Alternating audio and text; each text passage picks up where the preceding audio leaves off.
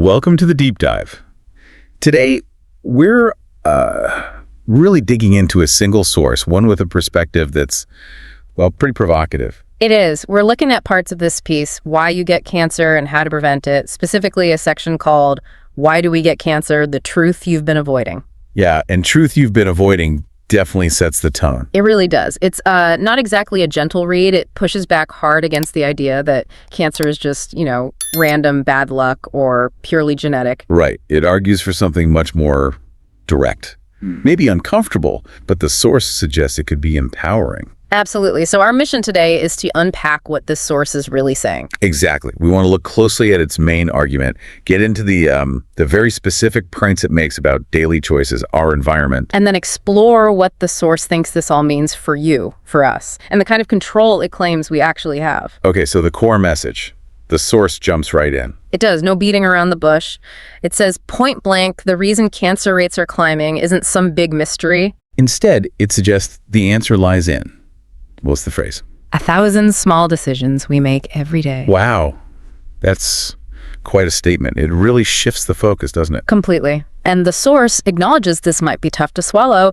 It puts the responsibility, or at least a lot of it, back onto our laps, our daily lives. But it insists that facing this discomfort could be like genuinely life-changing. It's basically saying, look closer, pay attention to your habits, the world right around you. And what's really striking is how specific it gets. It's not just vague lifestyle talk. No, not at all. It lists out numerous factors, specific things it connects to increased risk. And it often frames them as choices or exposures that you specifically have made. Sometimes, over a really long time. Okay, so this is where it gets super interesting.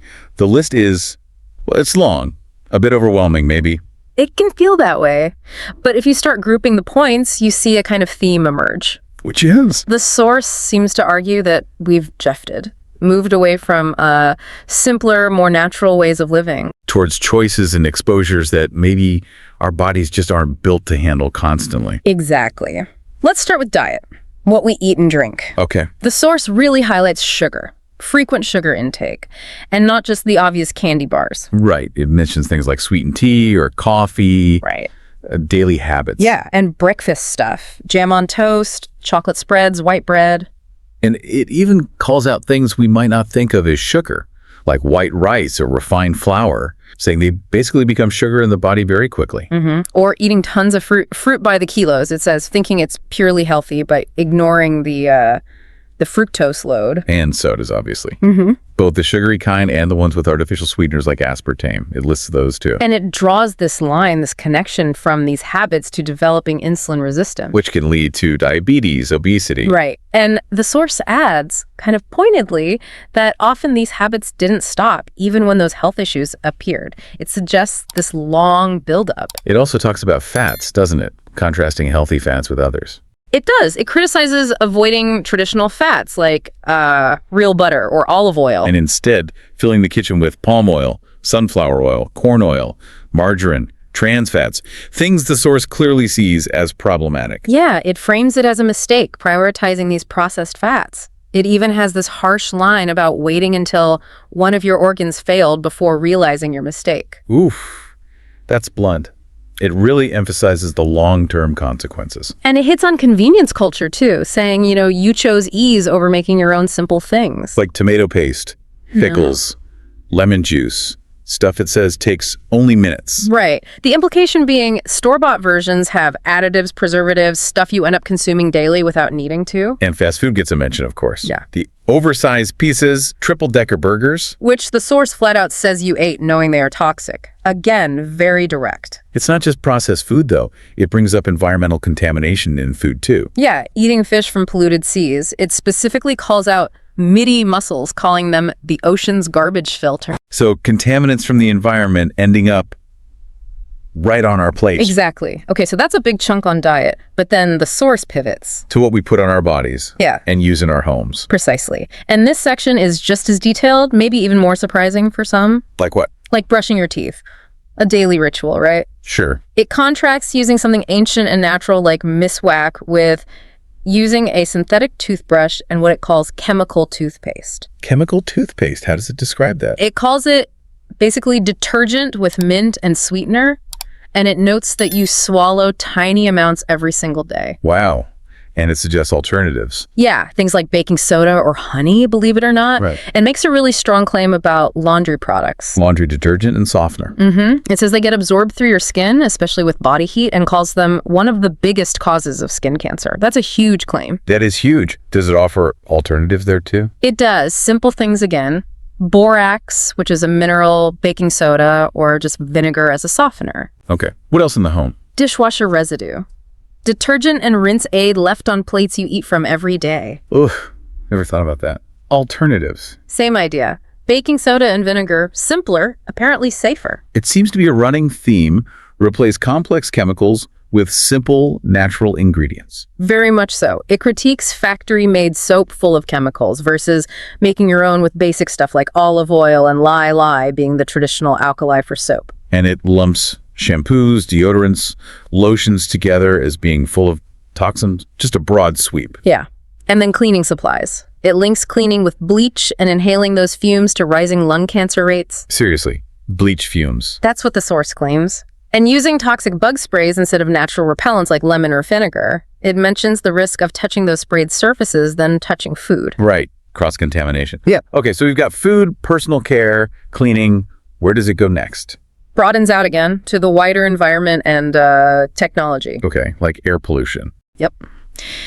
Breathing car exhaust, spending too much time in polluted cities, standard concerns maybe. But then it gets very specific about our devices. Our phones. Laptops. It calls your phone a radioactive device glued to your head. It lists filling your house with Wi-Fi, keeping a laptop on your lap. Charging your phone on your nightstand. Why that? Instead of switching it to airplane mode, it's all framed as constant low-level exposure.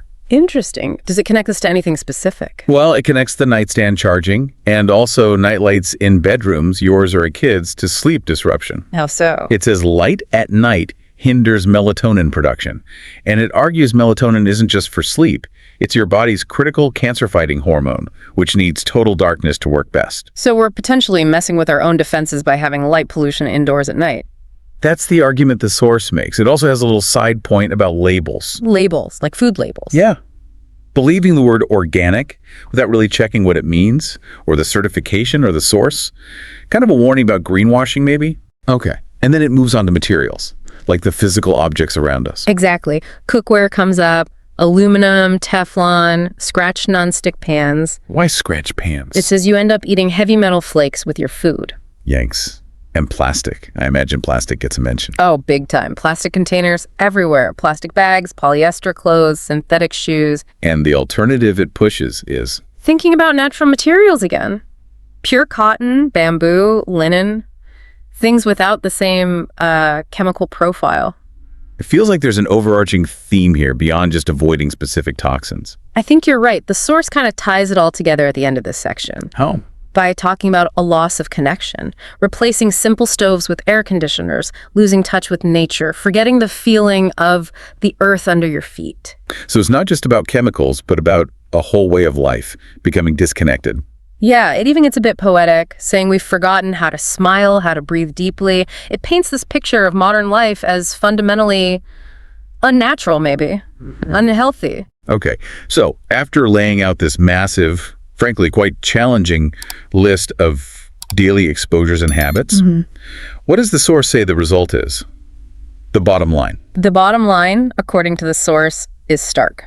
It states that because of all this, 3 out of every 10 people you see walking down the street today will get cancer. 3 out of 10, that's incredibly high. It is, and the warning that follows is just as blunt. It says directly to the reader, and if you're not already one of them, chances are you're next. Wow. Unless you change something. It's designed to be a wake-up call, clearly. A very loud one. Does it only focus on the individual reading it? No, it broadens the concern. Yeah. It asks about the impact on children.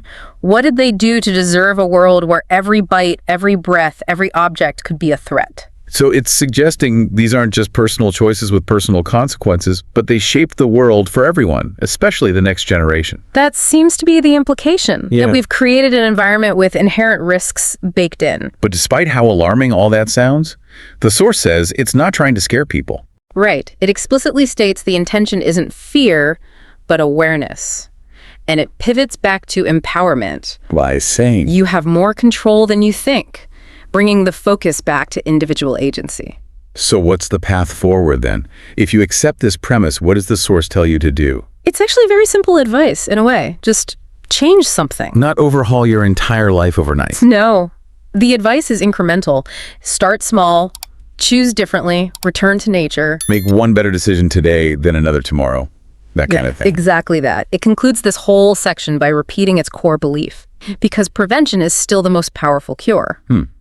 So, wrapping up our look at this source, it definitely presents a comprehensive, maybe even confronting view. No doubt. It ties cancer risk very, very tightly to our everyday habits, our modern environment, the accumulation of seemingly small exposures over time. Yeah, that cumulative aspect really comes through. Things adding up over years, maybe decades. And it argues strongly that the answer isn't just hoping for the best, but taking active steps. Prevention through conscious choices, and maybe reconnecting with simpler, more natural ways of living. It really pushes back against a passive approach to health in the modern world. It does. It puts the onus squarely on awareness and action, making you think about those 1,000 small decisions. So this deep dive really leaves you, the listener, with a significant question, doesn't it? I think so. Given everything this source lays out this perspective on daily life, accumulated exposures, and health. How much of that argument resonates with you, with your own understanding, your own experiences? And maybe more practically, if you were to take even just one of its many, many suggestions on board, where might you start? Something definitely worth considering.